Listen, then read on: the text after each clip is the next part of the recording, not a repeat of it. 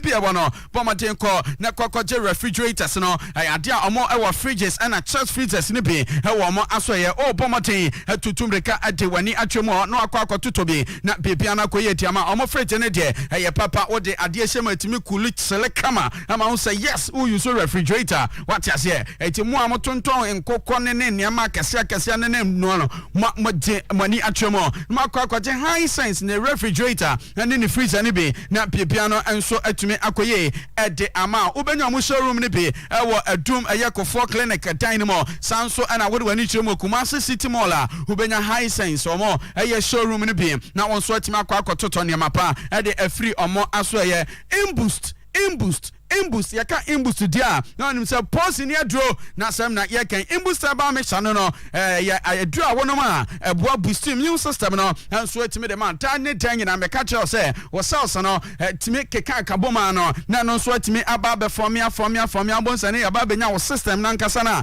no so atimi ya adwuma nti wo cells no ho enya dia wo system na nkasa no so ani ahode bomaden na je imboost aya herbal mixture pause ni adro ne binom na ononom na ekoni peduane ma ebekon atia yare tompiara eno so ani wudi asie ubenya biato e wa Hospital Square Junction Dankes People Junction ana ya dia ba bia etonro bia no wonsa ebetumi ekabe amor power ene abejafo no ebo adwuma ye papa phone number si na from e wa 0246 208496 0246 208496 and 0540 710193 na kwache toto enso etimi eton na bibiano enkoye Emma Natural Company Limited the Truman capsules no the abedwaman so omse Truman capsules no meme nyina adura sabin preduansa usisi oya ontimi amma adwuma ode boania na sese a petre yo wona uguei bema Truman capsules no ebetimi aboa obetimi akwache na oso etimi akyeriye papa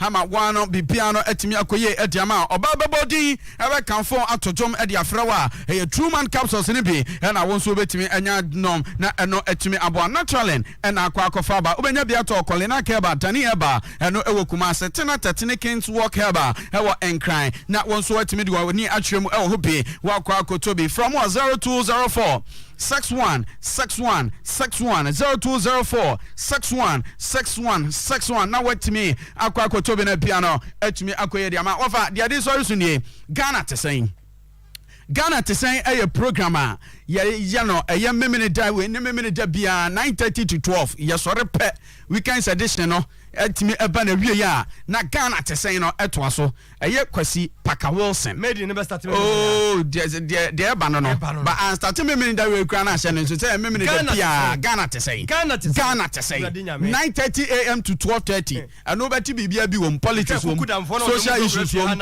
economic issues won national developmental issues won bibia anti politics ya ba beto aba MPP ni NDC semno Kwasi Parker Wilson ebetina mu 9:30 Saturday anopa no 9:30 ede kopem se eye dumienu bebo no na wono so atena se ni abejafo kukudam pa enso aye discussions no na ya hwese de niam enso ebesi akose yes inflation nam 31.7% na mebusa ko wi anopa wase this month kwa wi ebetimi asa shutu biem ansa na abafom ene eze ne moma ne mbra fom ansa na shutu ai etini nyina mu nchechemu no Kwasi Parker Wilson tena se memene da bia 9:30 erikosi 12 obedi hu komo onso no anesa aye morning show no ewo TV or breakfast time OBT say show ne nana ya mensa Joel what you say enti ano aye Ghana to say and so hon some offer influence na beja phone room me da say PKB for short Zakito had Dennis Gucci and so ewa ha na people na to for me there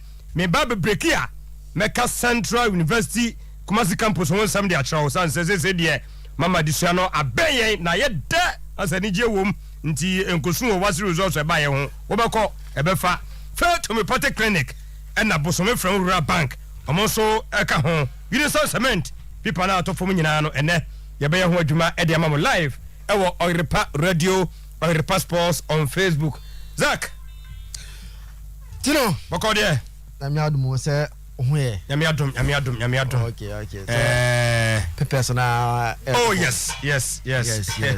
So to kono church be a papers ya no time for every to form no. Nti na akohia say. Yes. No, yes you kofa ho. Na eni abombo bi so a. Yes, nti.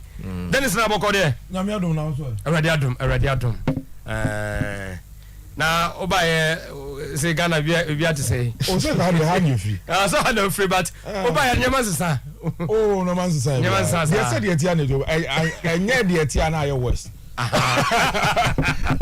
Kwai no o kon de na zitia no. Wa de zo be fa o. Sabe so la ilu na ha na e be bi o woni ma no. This has a pia we come on. Ai. O so kwa na dey. Kwai no.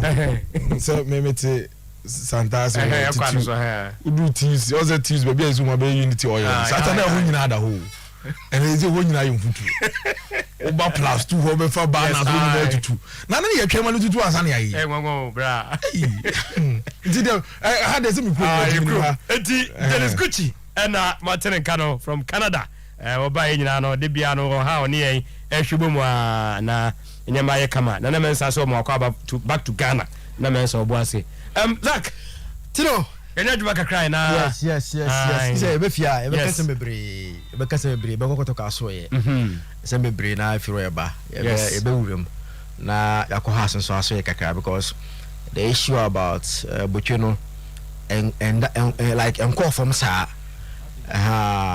Bocheno and the reps and so omunya brepa and they are trying to be very this thing. Onfi say omunya omono asresre kakra.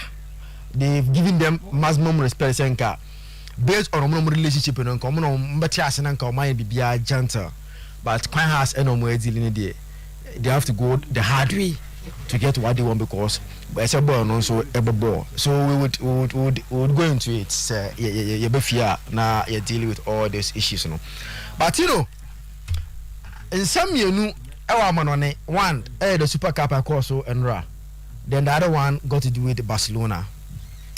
We say okay, Megas man abeka say me say ade say on tiase team ba ko pa odeka onisika but or spend it.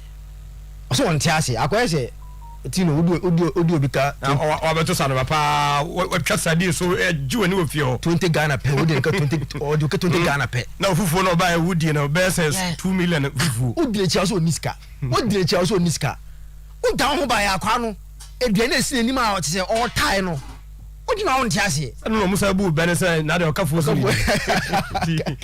so okafo de say odidi o but we dey eduane a udi no say wa wo de ka na be hwe eduane esi wodi na udi na che say esen ka odi ti o ka no now see eti Barca debts 1.14 billion debts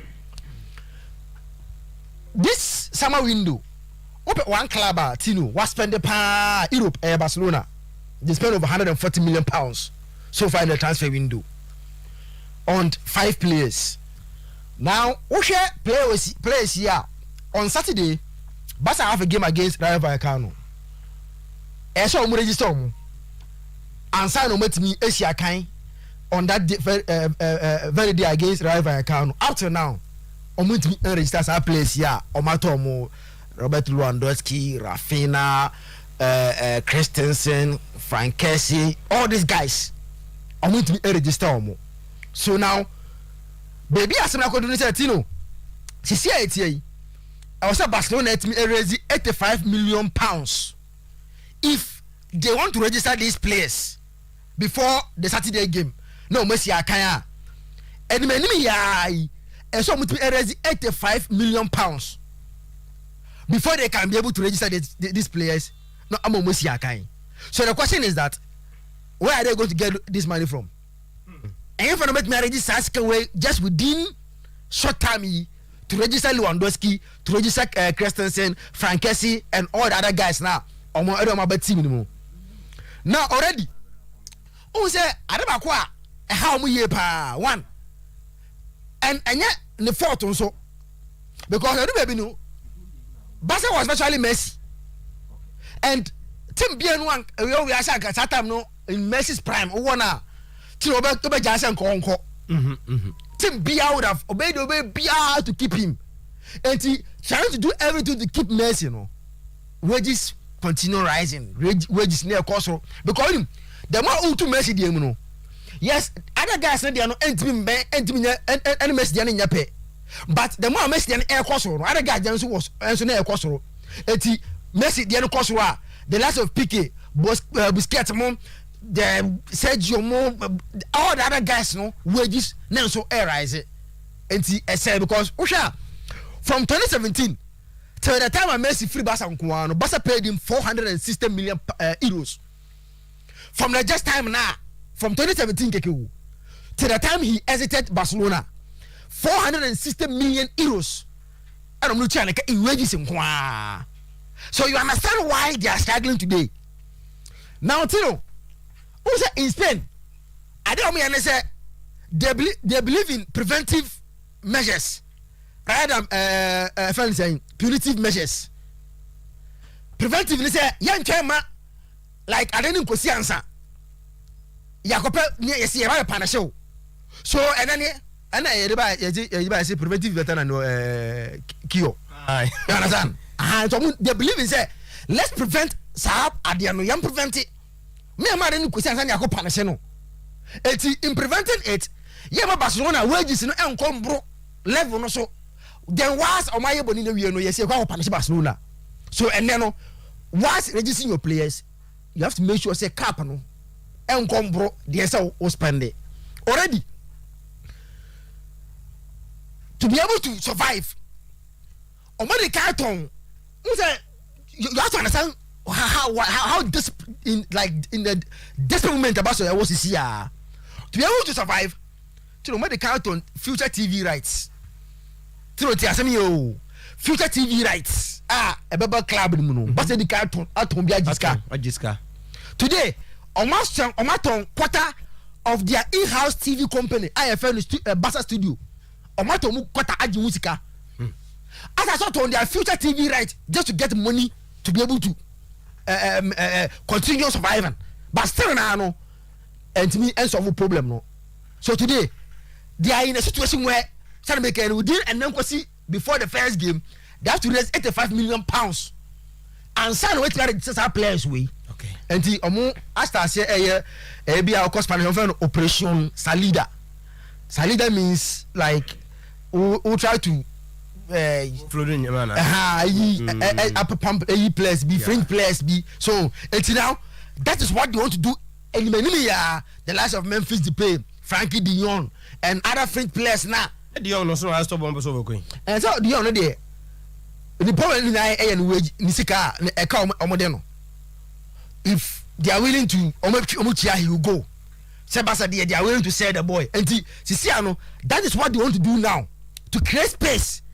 Said the beya or mama sa place in Ide. I think the bad situation awesome, and you understand why they are in this very, very difficult moment because a car 1.14 billion, but still they are spending 50 million on a 33-year-old striker. Rafinha, Chelsea, they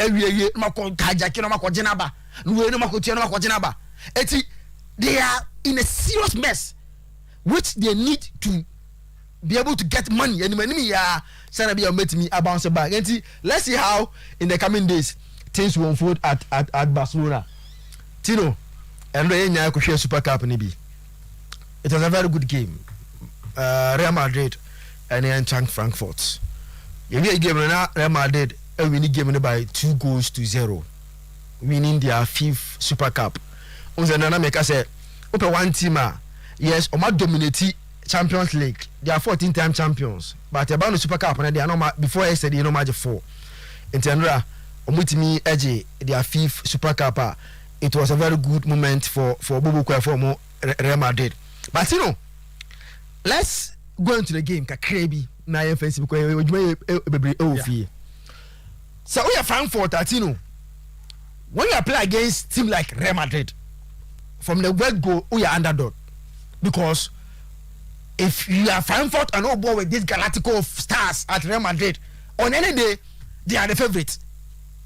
Before I say about paying as a game, that's no Real Madrid are favorites. So what you do is that key moment in the game, Tino, you take advantage of that key moment. Because we are Frankfurt, you won't get chances, baby, against Real Madrid. Oh, never break. So what you do is that you take advantage of key moments. Not that punish it. Bobo from Real Madrid. And as early within the first 20 minutes. Maybe I said born again MY with that Frankfurt chance now Omunyaye after Mendy mistake. Now intercepted ball on counter a ball on 2 man. And this was the first clear chance in the game. Frankfurt Ninyaye. And on your screen. No go my no go nyambaye. This was a time na Real Madrid attack and Mendy mistake. So the omuji ball on the counter, one ball, 2 pass, and 2 Emma Branteway. And way at this moment, this ball or take advantage of share. Who said dynamics will change. Now pressure will be Real Madrid because Esomu Komuna equalizer at all costs. And by doing so, they will leave more spaces for another counter. And a Branteway Tino, Ebobo we say no. Into boy and a Branteway from Thibaut Courtois. I mean that's what I'm saying because it is a very good save from Thibaut Courtois.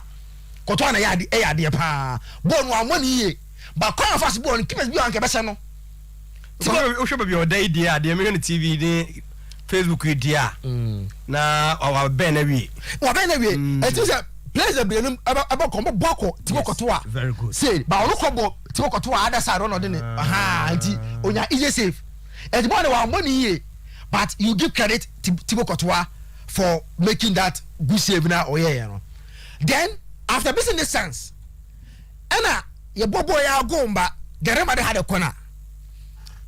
Eti, one again, where with your boy corner, no, time and Benzema ever had the ball, on your screen. Your boy Benzema and every other had the ball, you know. Eti, maybe, you did lights at Sorum, no. So, I said, thanks for bless me, and sir. And I buy me, and the remedy me. So, this was time Benzema was heading the ball.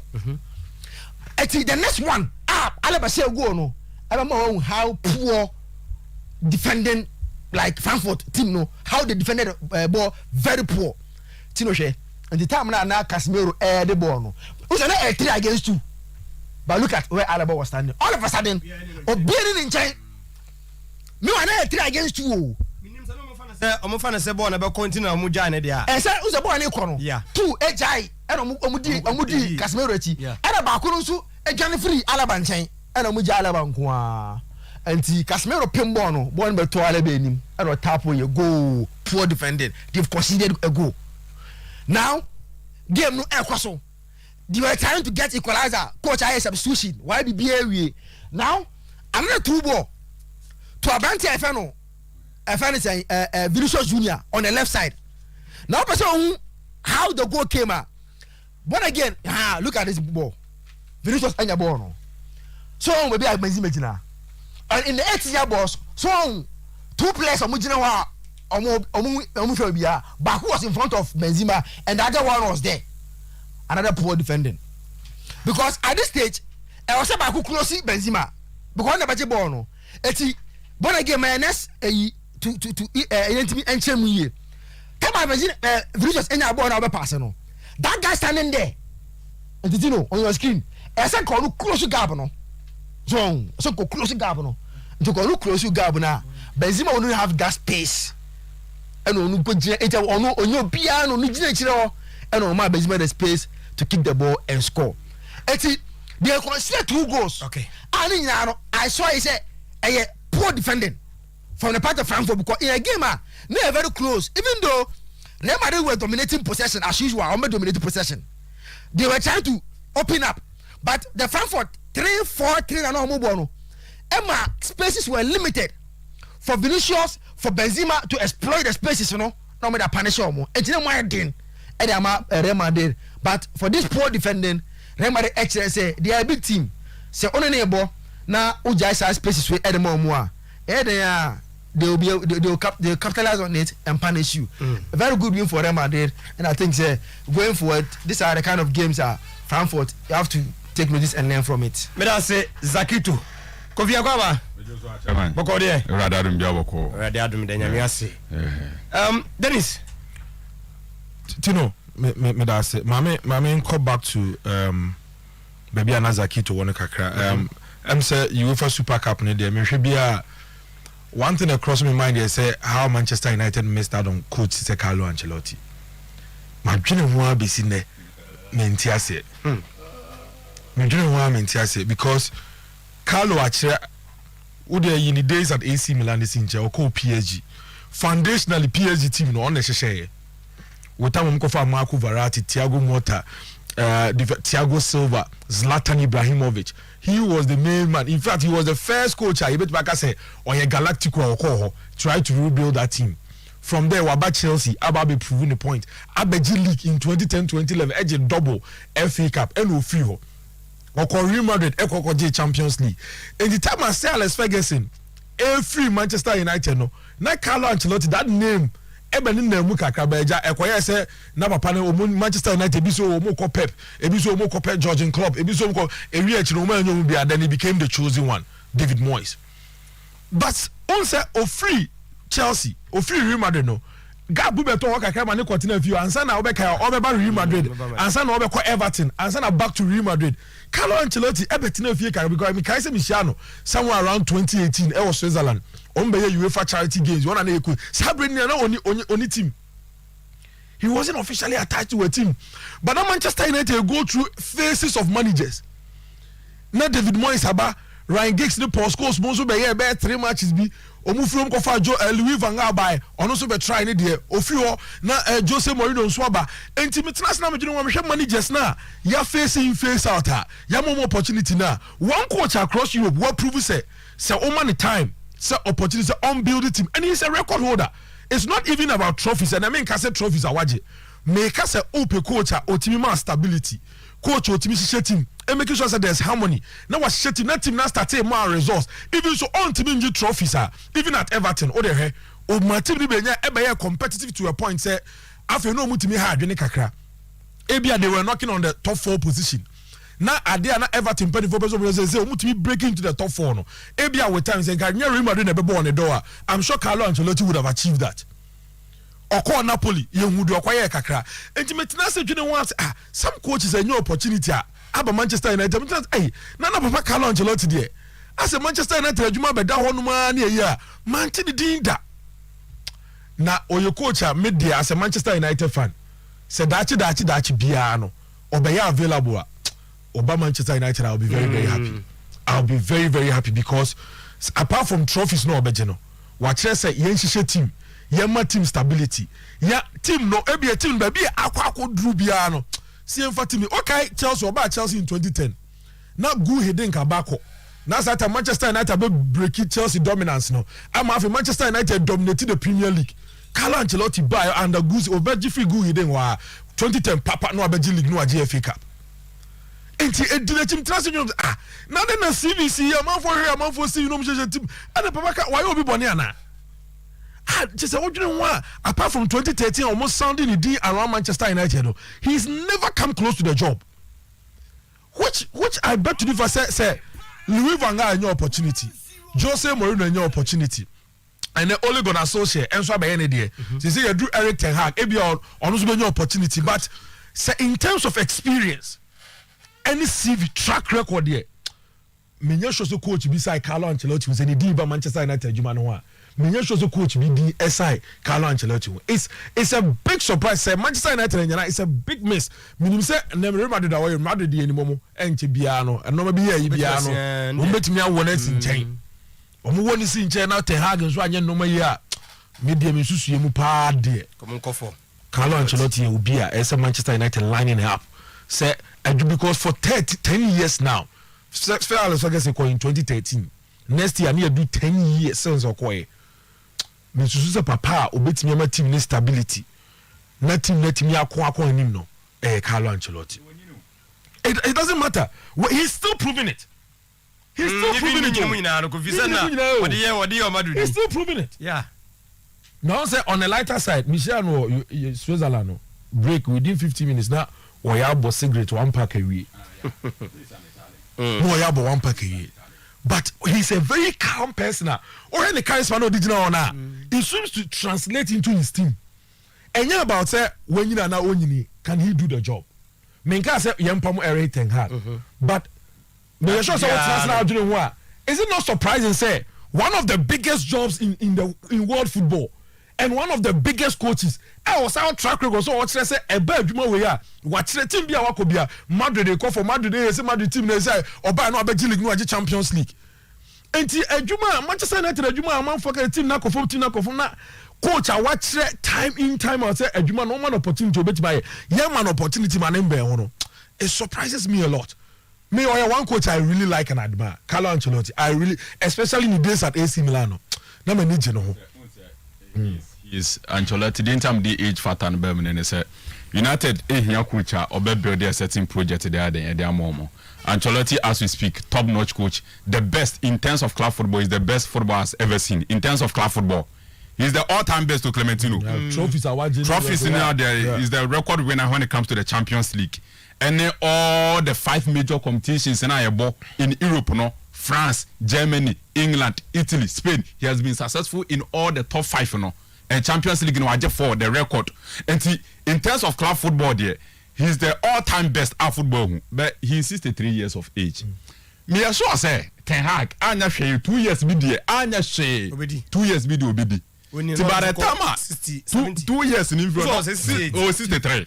No, 65. And at the age of 65, that is what I say. Often at the Manchester United, to build a project. You get it? Whatever time Klopp befa Liverpool, time Pep befa Manchester City, Mourinho eba Chelsea, Satama Pep Guardiola for Barcelona, and Bayern Munich. You get it? So. What check here at the age of 65 years obey me inherit that is sebeti me abaswa obebi sa won say time be enough time be obey me dey build this project in the United. Once he's working he can always do it.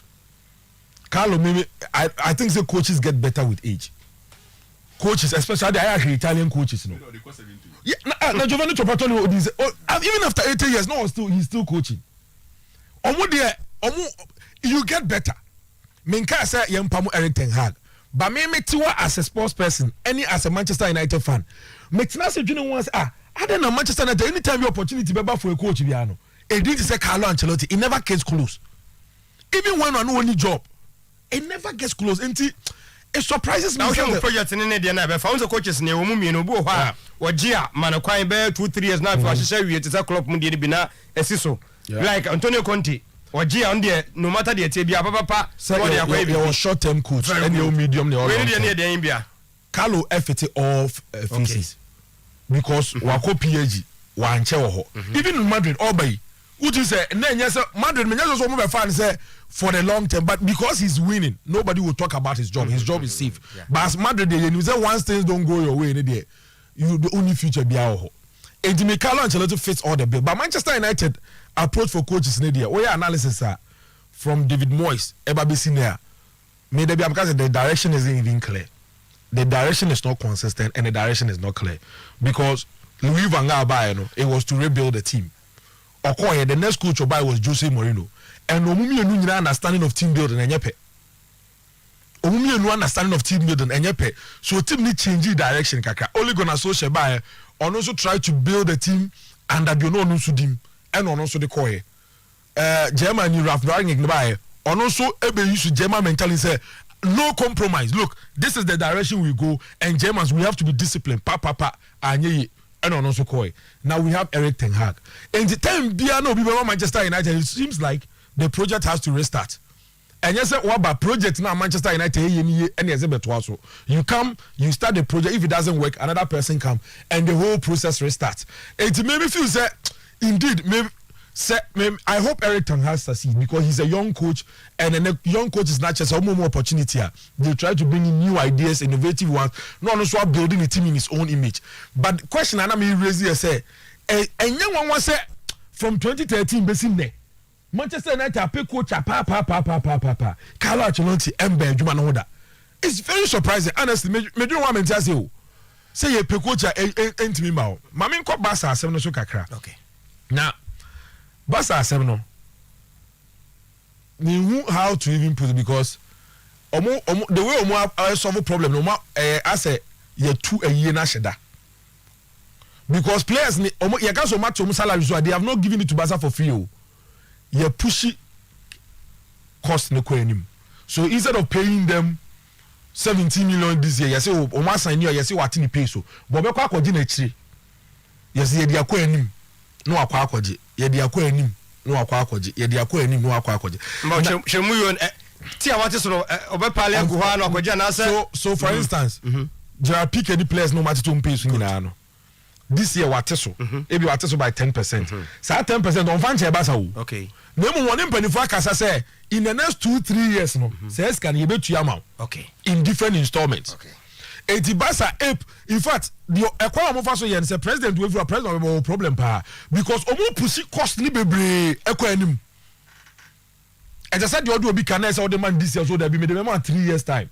Obi be di wade anya se kan ni o e kan na ade ko anim na mom generate na income no so be generate no se so must start bringing income no forward enti hwa asem ni yo e kan ye de ko anim sika na nke benya na kira so ya je aba anim aba be di ne because we need to spend it now. And football analysis by KPMG or other indicators, economic indicators of football will be aka say about player wages, any player transfers is going up and form. But sponsorship, my day revenue, commercial revenue, any other sources of revenue, no, because of COVID, no, no money eba down. So that's a problem by income generation. Eka Basa the no Monday can't change Manchester United, but Manchester United needs a problem now Basa one because of how Manchester United generate income. Any league no boom no. There's so much money in the league. Say mortgage league in a year. Now the entire Basa ni abre person to players nyane say football clubs are mortgaged on resource. Football club biano the more so okese yo no the more wunya resource no the more umbetimi dey akọ more revenue e dey aba team nim. It is a Basa who say afi o many abre no person di players bi asem a Basa approach omu use and say let's get resource on the field this year, prove to people that we are still Barcelona and use that resource to mortgage other sources of income. Yen compare more sponsorship and fire day. And for my red team because now kwane bi akose Real Madrid ne Barcelona ko ba bi no mo koya. Ebi on for be dey Real Madrid di win no. Ebi na Madrid nya more sponsorship, more income. And nti na be kaya sa UEFA Super League no. Sa teams na ni brace on person mo bono because sika nko menya no. Nenye sika ketwa. So now Barca is looking at all avenues but on mefe bia so menya sika bia no. Barcelona are interested because the only way Barcelona ebetimi mitigate sa cost no ma sustaining so and normal omoye no to get more income because as at 2019 na Barca income mo generate 51% of that eco players so minus other stuff minus maintenance stadium minus a normal for omoye you could clearly see that there's a problem and the only solution is more income so you better the football club a resource and you pay income. The more amount for what is a Barca big players about team because now Barca has Lewandowski. What you say? Big players need to be in the team. Lionel Messi no be only now for sponsorship. We need big players.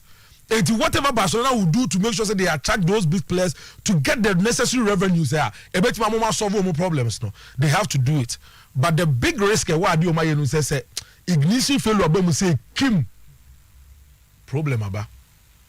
Sadio Muye ni amfa say Kima because I know stories ni be reported say players ni be Barca assign no they have clauses say say they can work out for free if Barca intimi register omo if Barca intimi meet omo income ne sa no na they can work out of Barcelona for free. Et the players na Barca sensa ni nyina say bi mu clause mo it is asem ne Barca na Kim problem is Barca and they really have to sit back na omo make sure say adi approach we there. Ebe yes anye dia Tino Barca problem. Okay. Me da say Dennis Gucci Kofi. German ene kakra na emeye adwuma no. See. Sir Madrid winning against Frankfurt there. And shadanye because of baby omo level no. Madrid na ankasa na odene ni ko hu trophies a. So my last 19 finals on my ball, my winning 17 out of 19 in terms of European final. Kekani na abuma. This is Real Madrid.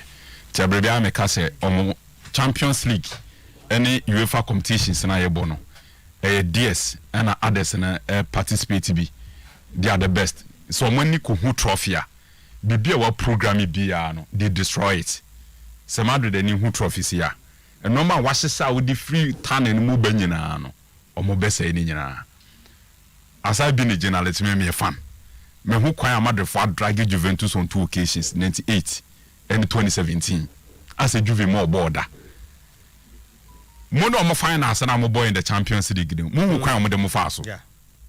Oh bobo no, you are playing, but on an edge trophy no. Liverpool na bobo no, but the edge trophy no Real Madrid. This has been their star. Udo mo kokudu. That is why so pa Madrid football Champions League, you know. A draw point to be teams like Manchester City and especially Chelsea Football Club had the opportunity to knock out Real Madrid.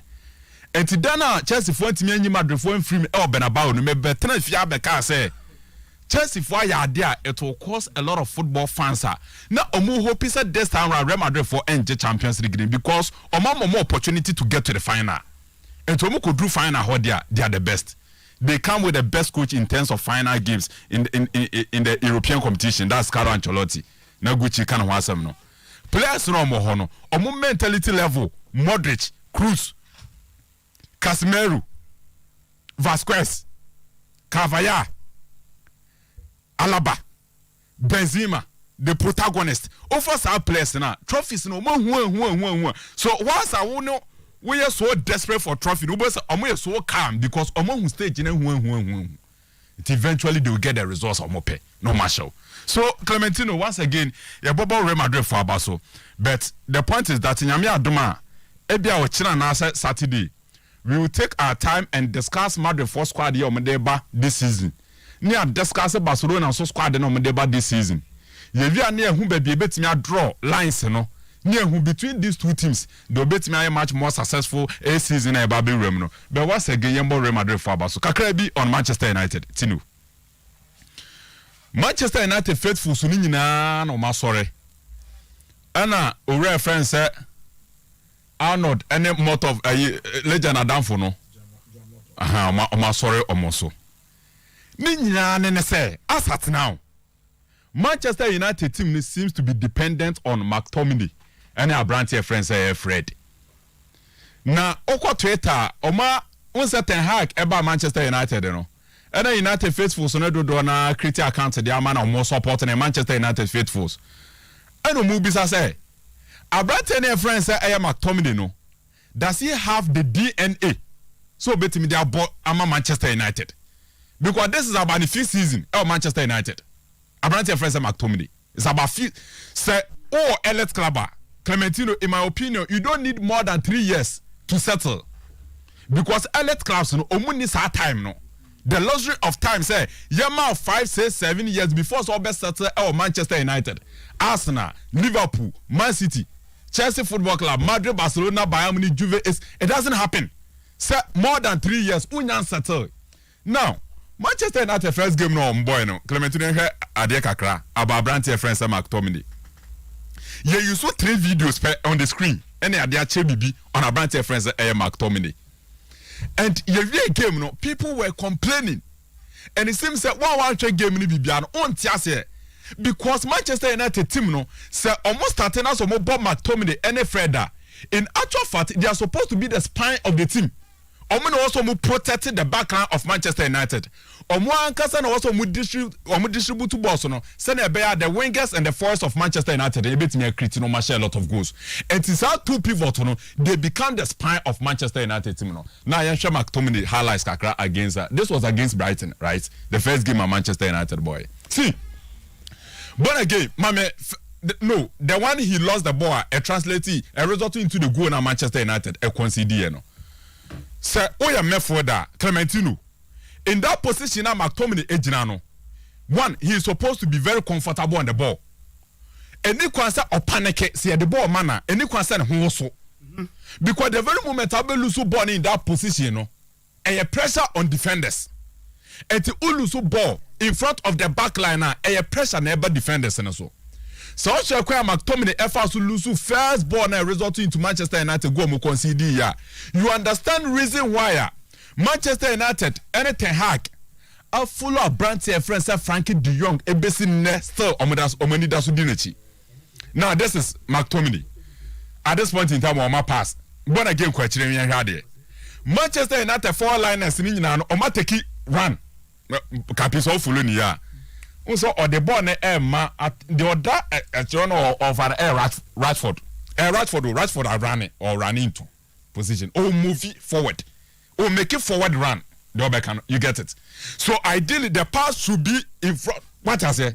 But instead of getting the ball to air Rashford, south forward run, he decided to ball or ball to Rashford for Rashford to run back and pick the ball. This is McTominay after 5 years at Manchester United. But again, move on to where he lost the ball. Then again, he loses the ball. Some position now will lose the ball. There's no way betting me track it back no about any ball. So it results into a goal against Manchester United. McTominay yes I know we are, yes I know we are. And yet the position at Manchester United seems to be cemented. On a brand friends afraid. Tana no na be bisa say, "Uko wo sa. Omo abranti bi o friends will be nervous." Manchester United pay Frankie de Jong. Omo di n'echi a omo nya Frankie de Jong no. We be nervous no aiden. There are a lot of midfielders in the Premier League omo established. And I know na bisa Zakito say I didn't think Calvin Phillips no omo ntimi track it up. He's my player. But there's an old rivalry between Manchester United and Leeds. And to Oye Leeds boy no ebia otimi nkonko bon from Manchester United. The point is that Manchester United squad no ho no. I think Matthias say they need probably an overhaul. Players also must see someone a dozen. Now senya timer and ka Rafran ke buy no. Unim so make his public statement about Manchester United squad no. Enya time and come boss how do nyambo etini bi betimi abo. Rafran catch them say they have to change a lot of things at Manchester United and they will need a lot of time to catch up, not even 3 years. And it'll be enough for Manchester United. And to be there, Clementino, United ebe here a lot of changes. So man yes are changes now. And now you jina hey, o man yes are changes now. Urane friends are Hagen. Onye miracle, onye so obey command BB from the AO. They obey me aye Manchester United nyina no or the materials in ebeye. And now you can say the materials are just not good enough. They don't have what is called balancing in their team. And I think there was a lot of money Arnold Moyes Edman because of time. Why? But I say Kofi Ricky. When me mrefie na do akona bo pepe penti yawo don hwe bako say ye be vie na kapi. If you that's why you production be ho adwuma. Yes. I think you spoke at length on Ansabocho and Hasufuk. Fantastic. Unse me ma the side of Ansabocho corner. E kan baby a free so ma jokodu. Enne but enough on Hasufuk. Okay. And Hasufuk also. So if you listen to the tour, what bit man make judgment. And here pa say at player ne dey. And they almost can do beer kabiasum. Okay. Bavo. Beer kan. As a back there was raw. Oh, opa. So when you say F7 no. Stage 9 point baby edro no. Amount for expectant. On say ohwe various clubs now. Players now started a movie and the clubs are also purchasing. You know what I say? Godfrey Desiama is training with Kimpasa. Yeah, and he will even sign maybe today, tomorrow. And he also so and then one NSTB so so kusi aka Egypt. Also Emra the lenses no kwatete kotoko training grounds hono. Now also Nikotoko for so Eddie Aginamua. Almost said Bibiako ya. So the players are moving here and there. Bedu come back to Samates. Say Richard Bedu. Yeah. See also Wakorio Honomoa. Bibiam say Bibiako to Tin. And Sami Adam Fono Tosuche. Tosuche is now almost done with Adriana. What for striker no? Yeah, he's almost done with Adriana. Okay. And there's it moves to Honoma. And of course, and not very tin buy no. Akwanya bemu a ye bedi mu nkomo kakra because me read it through no ama I now understand why Lamptey de no e delay no unse kotoko ye ja fifufo no entinka ye fa na se bianka e first come first serve basis a kesanka obi Lamptey de no kra no e bansa yes o ma notify kotoko as to when verdict in beba but me read it through the whole adena omode bae no I now understand why I ache kakra and edu be na me machine kakra even though enye hu kase sa ade nti eno so kunya ba na ya ba bekin kan no so bi kakra but I say ye beba ene people ni bi so out of form say dey ba for titi bi hu na ye be hu adwuma ewo Keep a link me jaw. It's a tower now so far. Me ni da form was say maza. O si enya bi fa form. Di we know every Samuel K Mensa head of any producer edema our passports or say happy birthday enko enfama Mavis we adwuma our children hospital pampa so ya ti happy birthday from Samuel K Mensa or say enko enfama Mavis Mavis ena nanama or say happy birthday enko enfama Mutala Luka also Yalawa Zongo inti mama yemfense na yema to aso emfa emamu now there are some lies being told in the system. Okay, face Anu Zuberu. And no mean a lot of calls. And that's one of the kind. I made the Americano and a fact. But the air cost to be say Alaji Guza. I don't know if I can go out.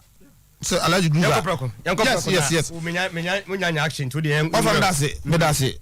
I know I'm back at Kifeza Zuberu. Say or Stormgrass, Ostra. Omasano 3 years plus 1 year as omupena. Now I try to make me information say yes say alaji guza ko pacho na ko fon ko player ko fairly trials and alaji ko pacho na ko fon ma kin face $90,000 Ghana $90,000 be yes cause I told them and I said it was on radio your colleague presented Eka. Try mami oh na yanko ahoma somra sanse our own boss Mr. Vincent Sowa Odotei ewo ahoma so honorable good morning. Good morning opinion sir. Na anapay boko de boko na muso won sir. Erade adom yenso ho ye ewo hapa. Okay yan hwai mo player me no ka say de dodo na no kana sem Frederick Ansabotwe mejiri yesa ne krata e ba bonten on social media no monya bi atumi akenka ne nyina ne se wajiri yesa treatment modi amano no ya rehusem ye pa yeti ne side house of folk side yenya entie ye minim enchemu kakra de ba mayen on Frederick Ansabotwe ne yedi kalma minda was se mwanyamre afremi wo mu kasa fidie iso pachona chia wotie fo nyina ama me yo especially those almost support Accra House of the champion club, almost support the champion club Accra House of you know, make sure when na ne madam for forwarding na Kumasi there. This is not minimum na eti ho. As I see our background. I am say it's very unfortunate because somebody here. Oyeba. Obia nobody would doubt say born or in Bobo. But I'm sure, sir, you also agree with me, sir. You are saying there, it gets to a point where things change, and we all have to accept the way things have changed. We have not treated Ansabotwe badly. I disagree with anybody who says that, because at the end of the season, based on technical evaluation, you will say, based on the 39 ever registered. 1 year he cannot make the 30. So BNTS Ghana ball no. You can only register 30 players above the age of 18. So it means that each point in time you have to take very deeply before you can take that decision. So I invited him and his manager, Madam for Yusuf Chief sir. Good. So Sena ye share Niamano 30 on to me making no. Inti we are prepared but we are prepared to release him to any club of his choice. Inti on team number you ever release it no. And now almost you and inti we told them say you might home at some time because by all means say on crowd one year team say Crawford say it's 30 or yes surplus don't to me boy team be better. No mo see your mom anka tama yeti ho na debi almost see anka tama yeti ho no sana ya kan yem fa the card ma release no so debi ya balls ah yema ya home emre almost see your mom 48 hours some question so ko emuchi no mo mra you see 48 hours No, Sir. it's small. Okay. So let's give ourselves 7 days to see whether they can get a team of his choice. You see, team be out the beba so peso kodum. You better release you dinika out of ni signing on fee of 75,000 now you sign in, no. You dinika 10,000 when you did them no. I don't hear me. And then he will be paid his July salary. Team bow the beba you beba after 6 days, 7 days, after 6 days, now we see 48. I say after 6 days, someone buy it. I'm gonna see how many team be from. I say we are sure. And see yes, and yes, team be. So let's start the process of mutual termination then. So we started the process. We negotiated up to a point where we thought we have all agreed. But just as here you know, team be Troy and so more penal. And I say, I didn't know I should be about team BC or Mopel. Since you could dream na yanka wasem. Okay. Yabesha, he's come to the media, sir. We are not treating him fairly. This is the truth of the matter. Na obi webusa say team na mo de ma no na wono so team no ebia na no. We are not forcing him to play. We will not force him, but he's also under contract to us. We aim to be enforced or see team no on more. Say him to be enforced. Yeah. But the impression, sir, because you see, you cannot make the 30, so you are a free player. So any man na man will release now won't call. It is that impression is not correct. I hope you understand my angle. Yeah. We have ongoing discussions, and we have given him our word that we'll release him. His 10,000 account is 75,000. You bet you amano. His July salary, you bet you amano. So what is the problem? What is the fault of Accra Hearts of Oak? Okay.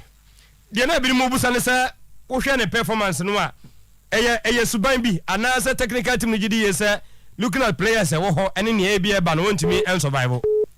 You are said here in any team nipa ya SSM don't worry about my tree. I mean changes coming. SSM. Yeah, it's a cyber.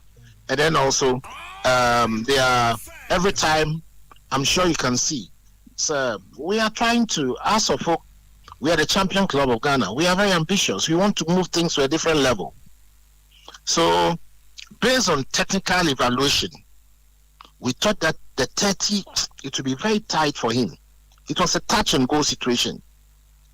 I'm sure this happens everywhere. But just what you mean? It happens everywhere. But we thought that I've never spoken, nobody has spoken to him in any bad language. We've had very good discussions.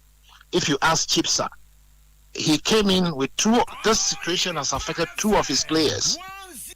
One of them has accepted a team that has offered to us. The other person is going. And as a new say, that person. So we are not treating Ansambotwe unfairly at all. We have invested in him. We have given him the platform. He has played good football for us. We want to make sure that we keep the good relationship. But Sankrofo say for football a business. It goes both ways. Yes, we invested in him.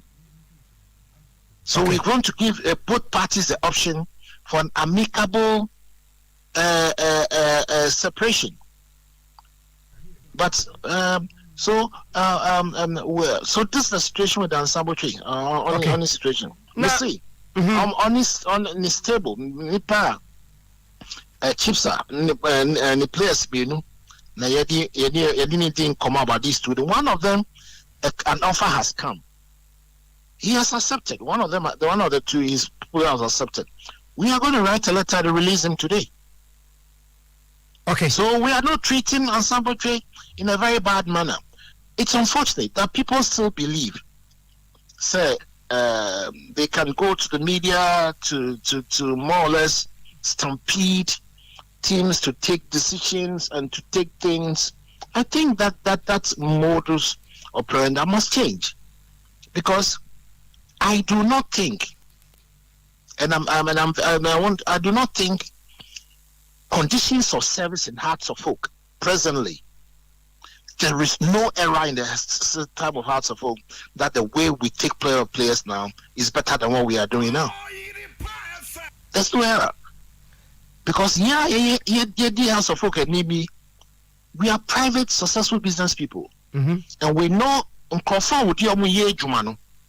before they should be very happy. Customer satisfaction starts with employee satisfaction. There's no way we'll be sat time and back in Pfizer and everything. We'll treat a player badly. But we need to strike a balance. The interest of the team, the interest of shareholders, the interest of investors, and the interest of the players, and the interest of our employees. There must be a fine balance. And that's what we always try to do. Nobody has maltreated Ansabutri. Nobody has said anything bad about him. Okay. We said he should bring a team of his own choice. We'll release him, just as his other colleague has brought, and we are releasing him. That is all we are saying. Good. I was a former council and board member for House of Folk, Mr. Vincent Sowa Odete, Honorable, and Aidin Komo. Honorable, queer name is a Sua de Kakra. Not the Obi Busan say, season ya, players I am pay mono. Ya yen to me, and Yanaka Crani and Pushumina and Kwan Sana, Ebia because we had the buy and pay publication, no more trying say surplus to requirement. But now when you are doing Komoroka Chen say, and a woman Aquina San Commodin and Kofa Club Rana, when you be my Yamabetiana say, what they about radio. So when you say Bia, publication by no in some way, no, one also as a player, no, I had a Ben Saban Bono, Nitoni Yedin. You didn't Kasa and Sana publication no buy. With him. But you won't hear me. We never intended to make this thing public. Okay. But Yedi Kofi Koji Kasai. Then both of them came, I believe, the same day. Once we were in the meeting talking to Kofi Koji, after Kofi Koji, we were in the meeting talking to Ansabutri, it was all over the news. So we had no option but also to come out. But I would hear me. Money and Sabotre, Kasan Sanama Kofi Koji, Yana no, Yedi Kofi Koji. We were still in the room. Yes. We were still in the room talking to Ansabutri. Ansabutri, good. Before I will even get out of my seat, Nyama Yedi Kofi Koji Kasai, Wakab Media, called Daniel Sankate, you were terminating contract. So when people talk about, when I talk about people stampeding and coming to you media, there is always two sides to a coin. Good. When players, we football administrators, football, I want him say, station the Ubeka Central more. The other side, no. All of us will stop bringing propaganda and doing things which are not right in football. Sure. What's in the American? Yeah. Because I recall very well that, look, I told our PR, prepare the PR, don't issue anything. But if these players go to the media to talk, we have no option but to come out and clarify. That is why we came out. But we had no intention of making this thing public. Okay. Harry say our question back Ebusabafo. Obama. Yeah, Harry, we are to say. What would be your response to those who says by declaring them surplus to requirement, you devalue them and that affects the investment you say you have made in those players? Well, it is there are two sides of it. As I said, we never intended to make this thing public, but because the players themselves went ahead, we had no option but to do that. When you talk of devaluing, you mean devalue our investment in terms of the quantity of money, or devaluing the standing of the player? Well, Mr. Uwa, Well, you can say that, but I also think this will not be the first time that a player will belong to a team, and then the team will probably make it up its mind to let him go. Look at Gabriel Jesus. He went from Man City to Arsenal. Before even he signed, there was speculation all over that he and Sterling, that Guardiola was prepared to let them go. This is a fact of life, unfortunately. To some extent, you say devalue, but to some extent, there is no way. When you even try to keep these things wrapped up as secret as possible, you know, football, the player or the player agents, they will put it into the public domain.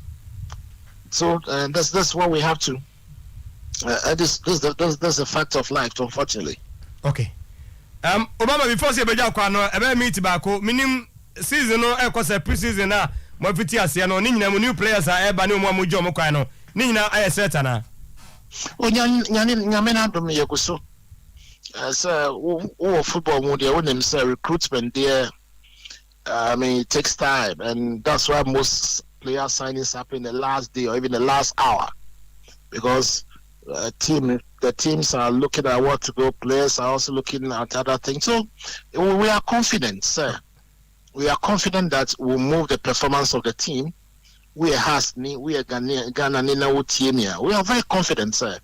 The performance of House of Hope next season will be a lot better than what we've done the 2 previous seasons. Now we have won the 5 cups out of 6. We believe, sir, our performance will be very, very competitive, both in Ghana and in Africa. We are pretty confident, sir. It will put us in the right competitive frame where we'll be able to compete and bring a lot of joy to our supporters. We dey come mo na call about the message we aba say me musa say yenim sa jode ye na window no transfer window no close we aba say onya team mfama ya na ye no ye bejuna say. Well, when we get to that bridge we'll cross it. But me no as say anope wonya bre e de my life e wo oiripa. Mr. Bedamose. Okay. Me nyame Bedamose. Nyame inshallah. So Mr. Vincent Sowa Odote, board member for Accra House of Folk and anope wa maye inchemu kakra ewo eni Tino, yes, me da sinto ze me jaba kuno mabaha na me ba kuno bibi. Tino asem ni say if you listen to House of Folk well, now here almost poster ne nsema omo kan. One, House of Folk feel say if catch one player say you are surplus requirements, say Mr. Sowa Vincent Sowa Dote achiche una. It means until make it that 30 no, because we are 18 years and above. Until make it that 30 years on register no. But and also in say call for free. So your surplus requirement. That's all I can say. They met the player and his agent. And on my player no say on play team or no FS or person called Emra. So after 1 week, the player came back to say unya team. And the man has to say, okay, then team be trying, and that team is Kimfeza. And a boy and say uncle, of course, untimim for so the players so uncle ya uncle. But then a player will definitely play football. So at some point in their discussion, Busa and Sabocho say, "Are the mobile be man?" What I say, and the player said, "No, okay." He has a contract with us for 5 months. The contract is still running. So if that's the case, because House of Folk, again, say player no the BBC or the reason why player no insist say man release no, I don't know, or the BBC or person no get card no. It was far surplus requirement. They say House of Folk say uncle obu nya hwe won ho. But you own be House of Folk free one. Sure. Yes, you are surplus requirement. And you know, the now one no like an example to say Messi to Ozil Arsenal. It came to a point Arsenal so uncle, player no so uncle. But because he has a contract with Arsenal, Arsenal Tuanica. So House of Folk as a club, I am prepared to say until the end of the contract to December no. but omo make you self clear to you and the commander has a squad na say onya bi mu a untimi enko complain na coach ma mo watch because man catch say you unfun omo 30 no what as here and na won so akofa club ba won fama and club team no upper club dey amount and also onko so if you turn around that's how correct so say has entry 2 year now you are being unfair to asam na ekoso nyina so boy no why no they say boy ni jana say house of folk emma no let us say about terminate contract no and that's why he's forcing us to terminate the contract because has used the word surplus requirement but surplus requirement me no you to say the meaning any termination of contract so say play about football there udu o corner no be team e bia me pese me ko Asante Kotoko una Asante Kotoko abeka say wi then you go to house of folk because Asante Kotoko eso mo pona house akaso surplus requirement no omo ntime nyiri mu den don't forget play no contract like 5 months Bosman ruling so san ho e do omo ntime room den empo so mo de mama free mpo a has ebetimi no Kotoko sign contract on transfer and also can home don't forget house of folk atua 750 million old Ghana cedis contract no mo tumu so go atua 7 mo tumu 650 and aka 10,000 no and mo ka chance so onya club dey bo mo betua sika no e dey ama no plus ni July dey na omo so ahodo na yankum aye no esa dey ama no so bi ade ni gina no so utie player no kwa dey na he was making a point as if say okay other than has release letter so permit there but when we are not mistakenly over surplus requirement at termination but surplus requirement any termination and you in class will be 2 players at the end of the day you will not make it on first team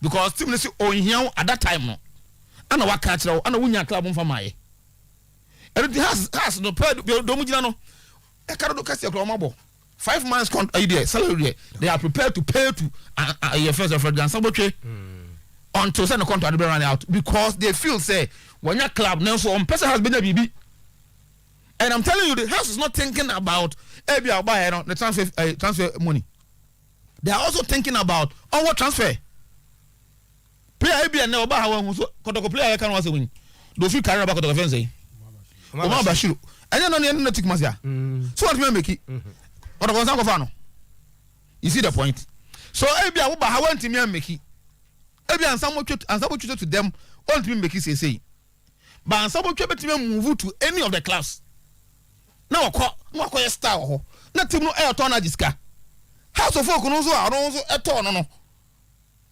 invest one no no na bia that time all transfer na ma team no what the all bia be say o tu ton player na bi wo mu 10% bi wo mu 20% bi o to no so na the other she etino be bia ko no obia interest ana wo hwe so I think say with this the two parties no me they left me alone me feel say that ansabo twa corner no say if indeed they've gotten a club on present club no to house of folk so they can by Monday transfer window close what I say present the house of folk my house of folk in the club in delay e hono ko say house of folk no e ko mo stand then ko kasi carry feel say players won penal cases career then how you nya smaka but pedo do to can any house of folk stand no I don't think say too much of something ubetumi akase club no di mere player no you see the point let's get this right support requirement omom chebrofo papa you professor ne Kofi Muni name question pacho you sir has been registered this year has on the registered boy it's just 30 no make it 30 no then he's not officially a footballer because the contract the contract needs to play as a footballer. That's it. If you don't register him to play in the league how is he doing his job? It's another thing when it is that when we get there it's a registration and I make a question all these players now omo use as examples they are registered for the club just that club is born here ma omo bi what I say and ebia un training with the first team but okay, team that you register no because we are paying you and we pay you to play football. More than Hasbro Ghana Premier League, on the FA Cup and then the Confederations Cup. And the ABA own kind of plans. But you are registered because we still have a contract with you and we are trying to manage the bigger value near at home. But the moment you because you are registered player, you put the situation in a different context because one register now, they are not obeying your house of folk. So your question, I think that we have to wait. Maybe after Monday, but when you answer the amount, what I say, then it will be so clear. Monday no drew na. No, so question that my answer. It's not about what happened. You ask your question to Monday no drew no anya team a ne career no. See that things. I know there between player no and house of folk. House of folk anya team no. It no because 2 players and was club consult. Okay. But I couldn't build na okọ samates. I think kakra on say interview no be why nti anya kakra. Say me answer to bi na my. O ba couldn't build okọ samates yi. On waje so be ko. But answer botwe so benya club so nya club a lot depend on no player no. He is a footballer. Edward Jiru release letter on the go to fiwa. So be club. Other than our club, don't come house of folk any club no. And the no release no. Now person keep say me dey nya club. Yama 1 week nya club. Team na nya club amount so so no so onko. Oh, what is it? You know, say obe registration on your registration and a lot will depend on the player. Okay. But I mean we give us 30 seconds. Okay. That is what you do. Same way, Kinvesa by the end of August this month. Club now we do saying some grass. Able to have 200,000 Austria, 200,000 euros. 200,000 euros. No fella. At the market Kinvesa. Say 200,000 euros no bar, they are carrying add-ons. It been a number of matches available. It been or the team call Champions League and now Europa League. Ebini a number of games are our betting abo. You can family area. Sani ma we nyina no e kan boma. The total amount is 500,000 euros. Fantastic. You can face a big game. You be kase allow go party na 90,000 and no kre. Okay, no kre na maka cho. But I say Captain Siasia. Ko visa na ase menti improve minimum. Ma brother. Ba for ba na mfa we ni nyina nka ho nti ye ba na yetisi mu na je say cast decision ne de da ho e chana which will empty e twa ne de say ni bia betimi aye kama ede amano na wo de people in the ede aye ba ye de behwim ba for over interesting me baby me wo a bit of worry when honorable said he can't say omo babon team because the news was out there even when they were having their you see as I said omo jitu say that they cannot prevent. Until you don't veer off from lay down processes now because story akwabo ntinti. Because en come for release now ma. And all this that is in the public domain with regards to player no and some near the adinya because explanation or the abey. And just say we bia we will be a person obeti asie. And I won't asie. It makes a lot of sense to me. Say yes, yeah, technical evaluation. You share what moving to next season, no, you know, could be any year, and it happens every now and then in many football clubs. In fact, every football club does it. And to say we move a player on there, and I say, who Casabia, young player in your there, it happens every now and then. But what the Mitchell say, Tiano, there any issue. Say yes, about season every 10 players. It happens every now and then because football clubs they are also into food business. Players are also into playing football for a living. Into also no so to me any day. But whilst we just had discussion, media imagine can you keep it tight because say there can even be a U-turn. And he said when you come public, now say there's a U-turn, then what happens? But just what them channel say. Also beside question, assume me say time na so. Ya nya be amfa player na amfa. Who tua ne ka. Akabusu minum. Obeka so ontra ho sa na untua ne ka sa. E bia, ane ba be hyem na ya hwede e besie. But what them channel say. So for me, ka communication no media me that bit of the communication no I am not for it. Over by yan kasantra players any agent. Me no ka say say is the akotokofo issue statement. So players need to almost resume pre-season no because you do muka. You see, there's a departure, and also there's a separation. The fact that you do kano, it does not permit you from reneging on your responsibilities. And now I say, because almost some money and trust.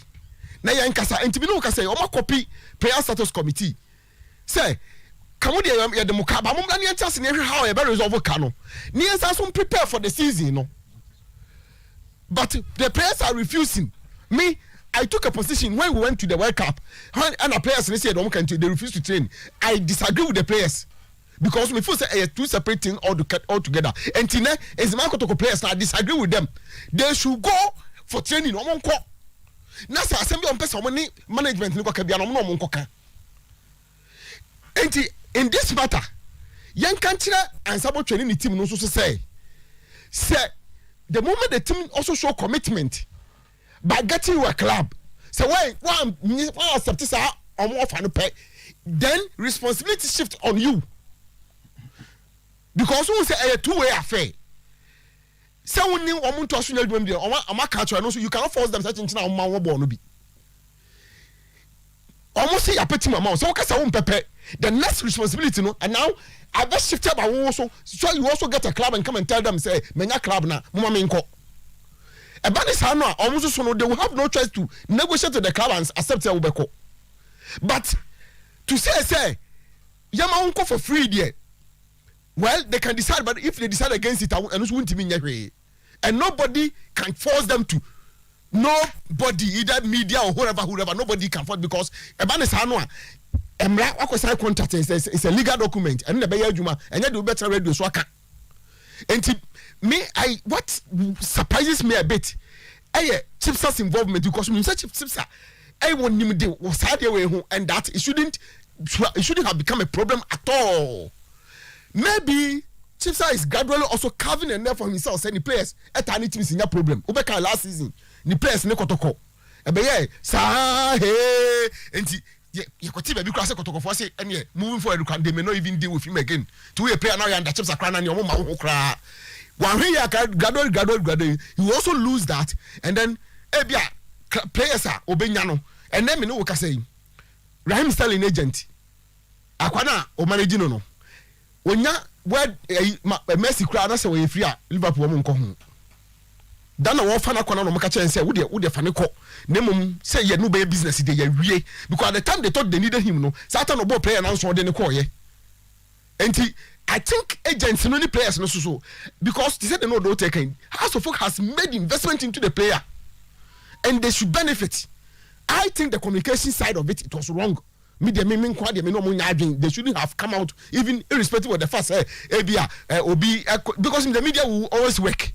And yet and can be there. Obey no LED would then you find yourself in trouble. And I hold on media before say offer. But I think they should go back and speak and then Timna has in Yama or say and no MPM or Mumpenua almost so Uncle Pebimra now almost sorted this matter out. Now Uncle Bonnie football on the carrier and Conquer Juma now the Akano and also and twice and yeah, come on, if we say I don't know a bit about over at Miami Yapa black fencing. Princesses or captain because this is a fantastic player, very good player. And Kobe boy a year papa minu ka se ni na she pop him afi crown no mokoye scan no ahwe the extent of injury no and ye who say how long it doesn't look good for me and yenya hwe ya and then na yeso ye boy first match e bi crown tournament in the on ka ho bi mu no. Yes, for a budding talent or so much good. Meaning say kobe ball mine and then on one musuno football betting did not quite him no. I'm ready to know. Mammy Yam says, cousins and some that didn't say, yes, a very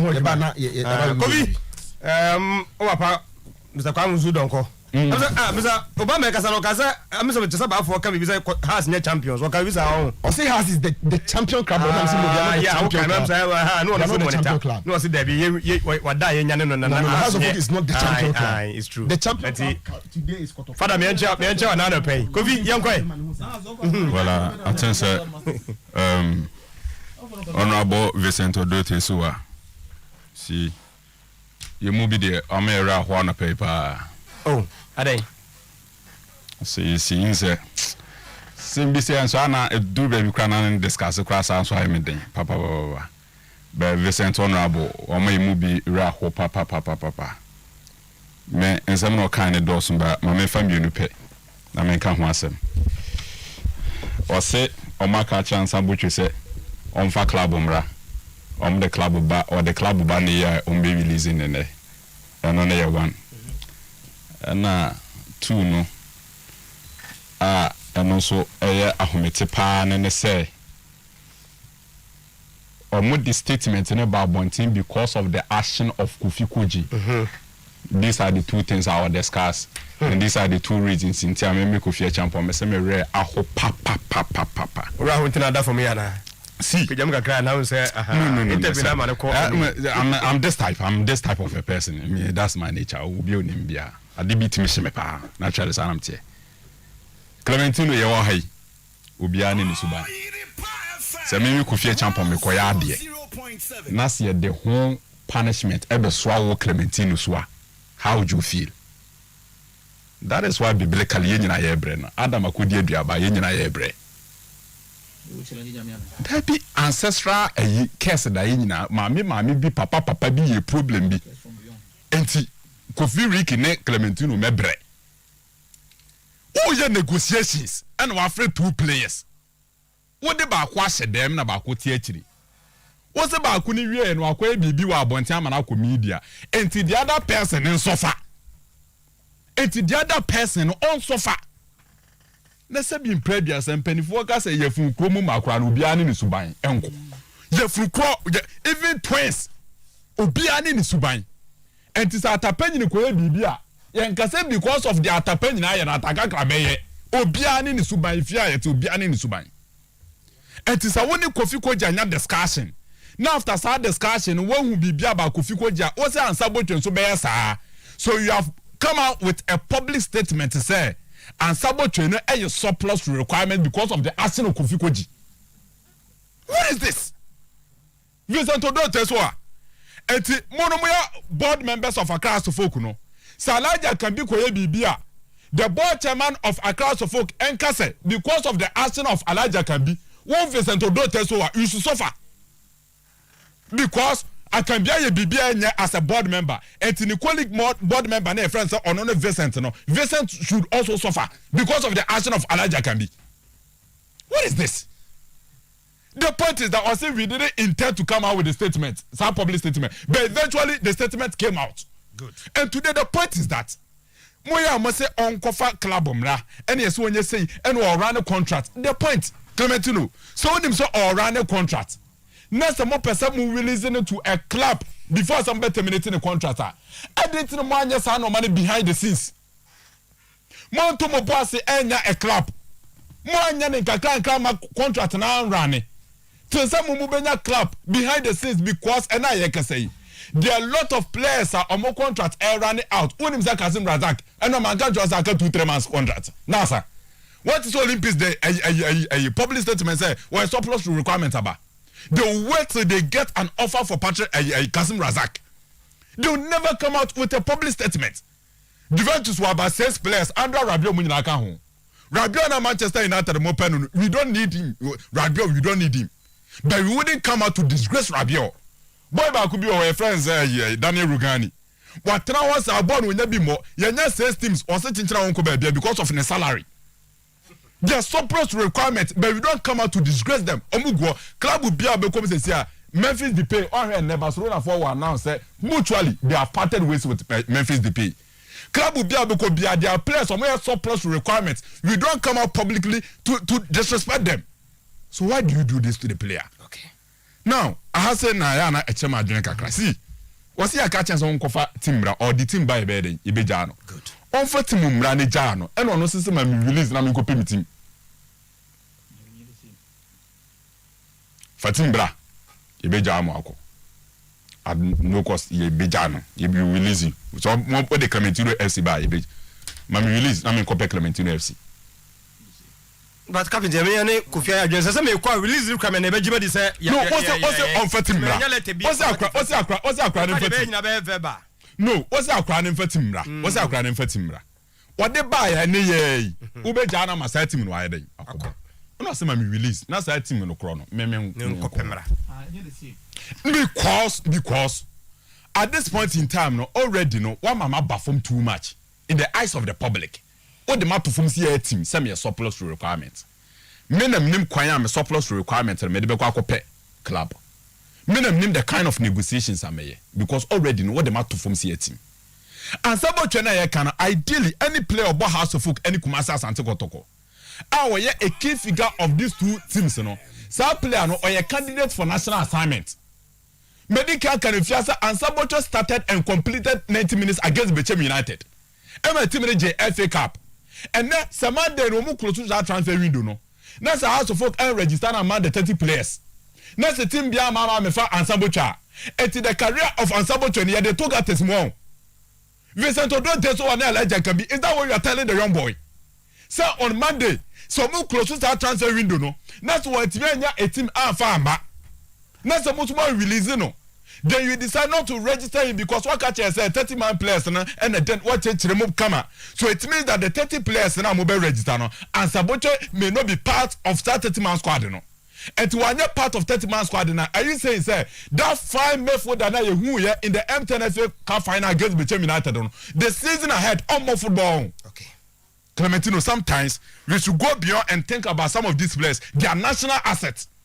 Ideally, me say player of House of Folk ne Kotoko were national assets at any of our national teams. And we should go beyond and normal ACC no. With immediate effect, say or the team balance mbeti me releasing na. Then more for the release man no so compare the team. It's just simple as that. And then more we say baby ana me kasa simu ha. Omo be changing narratives now was a club no focus on pre-season. And Saboche issue bet me drag for about 2 weeks. What I'm telling you. Say start enra. And Ansaboche, what in Ansaboche, na clubonish ho, not the narratives around House of Folk, or much changing me beer because of one action, sir. Yeah, the public statement of surplus requirements from release in Sumamia, also in for release, man. Well, look at this. And Mr. Clementino, sometimes you now butcher some of these things, Obayana later no, you see with the Cobra. Okay, but that's it. Sir, Kofi and Savamina. And Kofi Bufono akoso kakrati wa ene sa me encheche de akanoma Dennis ne Zakitu munyamba fie die mu Central University Kumasi campus say de was sumbia ne hobiem so was results no net san kra no a de tie ne say wa ma na ye de ne nyanza degree and diploma programs no e ade akonya eda ho de ma nti me prempren de admission no e todwa Kumasi campus Central University na de ede ba ko ne say BSc Nursing top up ni nyina no mo ye business programs and it is HR marketing accounting and finance ni nyina etodwa engineering programs no etodwa education programs doctor of pharmacy bachelor of architecture doso ni nyina nsanhye no kama requirement ne de ukura sisesa woje wuda fei wabo amaze de watumi awuram na mumpa munya D7 to F9 no woyehye na fei 8 month diploma program no monso matima awuram me bacho good news we wana de bema wo eno ane Central University Kumasi campus ene de ma wo bomodem sesisie wobeje number no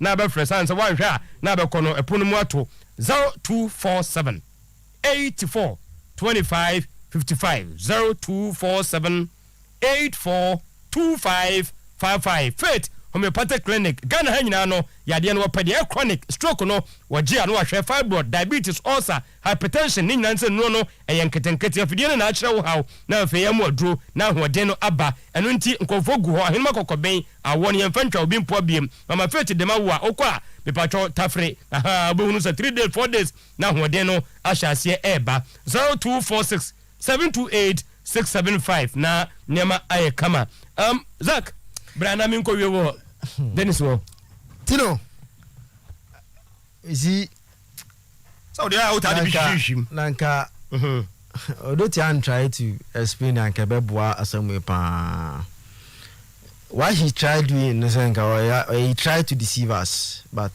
amfa one bank kebeboa asamwe papa you see some kind no he ended up contradicting himself and saying, "One, Tino. Before that release of surplus requirements, no. On what to me say on interview, no. On what to me say, because now they've already agreed with the boy. Say they are releasing them. They will pay the 10,000 sign on fee na akano. Omuya no more trying July salary they are mano. No mama no ko. Tino ti asana make an ye. Before that release say by surplus requirement, no. Odo to na interview no say. Asamo ya kan wa say no so be confirm am say was already. Now they have agreed say boy no more release na mana ko. Mutual termination on any agent and o ma jail tum say they are paying the 10,000 to him no unko. July salary. No o more releasing he say and say what you there was say what be serve here until mutually we parted ways. Fine, that is the number one. So once I me aside with me here no.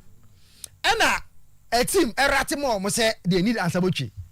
So they called Ansabochi say oh Ansabochi obi a try represent ka omu yen wo. Player no so unko. You can't force a player today. Frankie de Jong he's at Barcelona because on no so unko. Barca cannot force him to go to Manchester United. Boy no so unko not or to Barca. So Has cannot force Boche to go anywhere. Boy no so unko to unko. Eti Tino what there? Somebody so unko what then happens? Because on what say nobody can agree oh. Say bueno or mutually they are parting ways. Coefficient boy na say after so working face la. Then agreement comes in. Arabe what they are simple and short. Mo say ma agree we oh Tino. I said am tell no asun kwa na ten here oh. You and the player already agreed. Say you are paying 10,000 to him and the July salary no more releases so unko. Then mo agree we na munya ko say Kinfesa so munya Ansabochi. Ma fra boy na say Kinfesa the unko Kinfesa. So say boy unko Kinfesa la. Automatically you refer back to the earlier agreement am na here say parting ways obi anko. Now you are telling the boy say unko for club and pa so Ansabochi aka has for so has. Is there any release any statement anywhere? Ansabochi aka has so has. Na maka say unko for club amramo. Ansabochi has never told us Ombo no has. So you can't tell him unko for club amramo. Na mo release man unko. Mo no mo se mo yin no. Surplus requirement say you don't need him. An English word of surplus requirement the meaning no. You don't need him mo yin no. You don't need him. Yes. So when I tell this they can ho. The meaning of surplus requirement and the mo no. Eti the woman mo the bass out abonten no extra say and you and I'm going to say you are also in the process of terminating. Start terminating the money in the management editu mo say fine. Mo man the 10,000 no the July salary everything no work. Eti one from all this back and forth I'm person try say now they are trying to make explain na ma say mo dey na dey enya dey ya jintum. Okay. Like obi jintum. Ansabochi nso so far. Yeah, understand. Now you see, this is a footballer. Man, this morning I've so okay, and come here refer to me. Ah, thank you. Okay, Kotoko. Aiku Steven Abbas Mohammed. Yeah. Okay, Ivan Sousu. And one other player on me for Kevin Ando. Okay, these 4 players. Kotoko players. Okay, the player status committee ruling no. You know. What kind of places to committee ruling on the Kotoko? They punish Kotoko and make a lot to pay the money because Kotoko refused deny this place from training. One of the reasons. Then you did Jake Kanama place and they said yes Kotoko deny of training. Today, when I can say you deny him training but most one nebi. Okay. Most one in your training. They know about man inside the story. You understand? Honestly, I don't think I'm back because I'm ma and Gasemwenga a flow simple cranako. But or by so or better, but I'm fat because this issue from the one the agreement was done. And well from Sokofa Club and okay. When the player hasn't told you say he wants to leave us. You know, Miko Dennis na babo people now talk from now say that don't kawu yan. I say board meeting be told ya. Oh, ekoso. But I kuku dem ho. anye kumasi kukudam ho anye kumasi won say on person mu hia CEO no kukudam wase na CEO no so wa Accra oye team no preparation for trip no ne ade enti ebe ye den say ileka so omre kumasi san ko ne ade but in fact tell me picking there is going to be big kukudam ho ya and don't be surprised say meeting ni be wie no okay na adobrew abakrobrim so coach ndi e dika ka say coach ni say ka ho say coach ndi say coach ndi coach ni he's not bringing any letter okay meeting again they are meeting again coach ni me want say the coach no it is not an issue okay yeah we say ye twa coach ni call the baby kotoko so call the baby ye ekosie sure mama konya ho ye be frame keke bokina ni nso ye say wo ye no wo ye adimako say ko ye bi na say friend say refresher course wo Europe coach no coach no okay into obehia omo Turkey very good yeah very good and